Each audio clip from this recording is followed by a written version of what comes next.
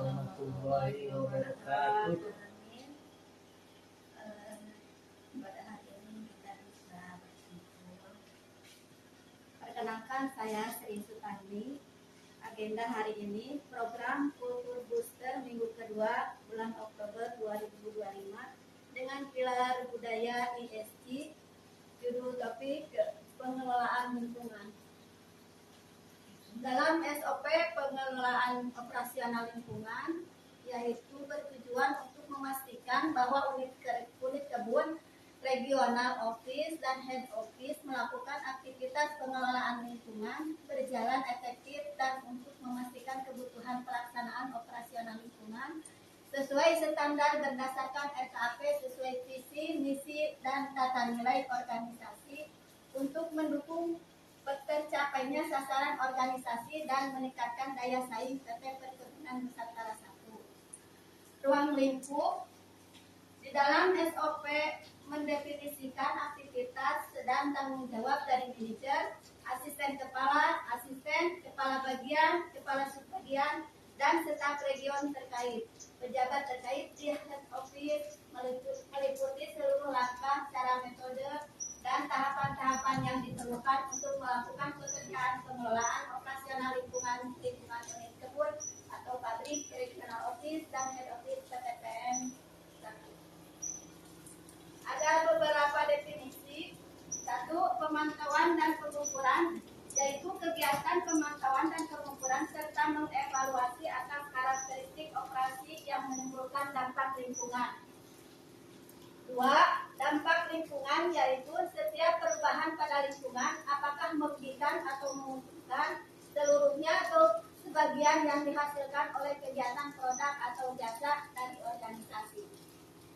3. Pencegahan pencemaran, yaitu penggunaan proses, praktek bahan atau produk yang mencegah, mengurangi atau mengendalikan pencemaran yang dapat mencapai daur ulang, pengolahan, perubahan proses, mekanisme pengendalian, penggunaan sumber daya secara efisien, dan penggantian bahan.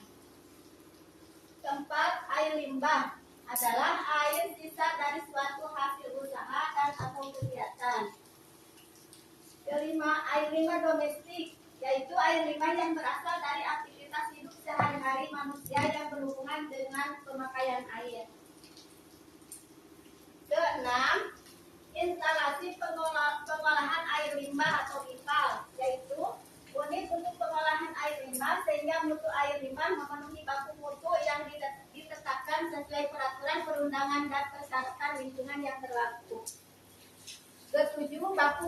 Baku mutu, yaitu ukuran batas atau kadar unsur pencemar dan atau jumlah unsur pencemar yang dipendam keberadaannya dalam kandungan limbah dari suatu usaha dan atau bagian. 8. Bypass adalah melakukan pembuangan air limbah ke lingkungan tanpa pengolahan dan atau di luar lokasi yang tercantum dalam izin di luar outlet IPAL secara sengaja.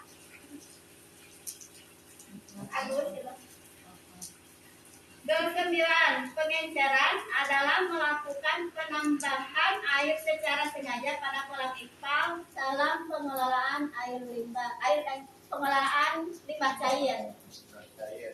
10.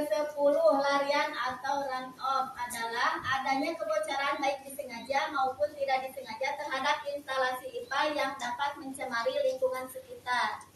11. Kualitas udara ambien adalah kadar yang diperbolehkan bagi zat atau bahan pencemar yang terdapat di udara pada tempat kerja yang dapat menimbulkan gangguan terhadap makhluk hidup, tumbuh-tumbuhan, dan atau benda. 12.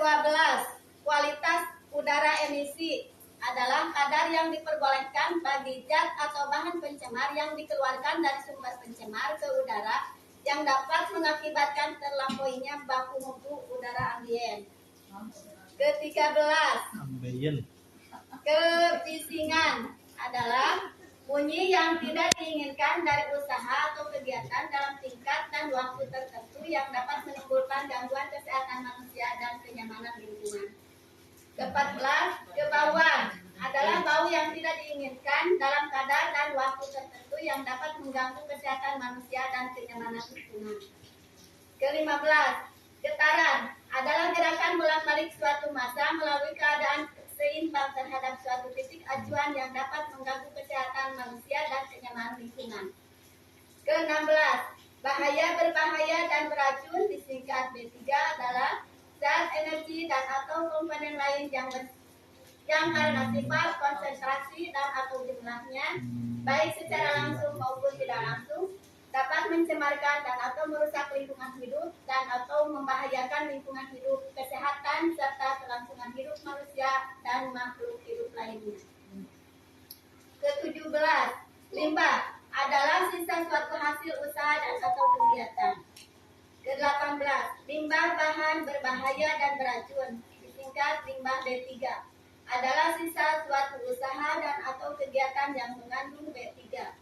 Ke-19, TPS limbah B3 adalah ruang bangunan untuk melakukan penyimpanan sementara limbah B3 yang memiliki izin dari instansi terkait dan dilengkapi dengan fasilitas sesuatu dengan ketentuan teknis yang dipersyaratkan. Ke-20, dokumen manifest adalah suatu dokumen yang diberikan pada waktu penyerahan limbah B3 oleh penghasil atau pengumpul kepada pihak pengangkut transporter limbah B3 yang didapat dari KLHK yang mencakup informasi penghasil, pengangkut, dan penerima limbah, pemanfaat, pengolah, peninjauan. Pernyataan secara terima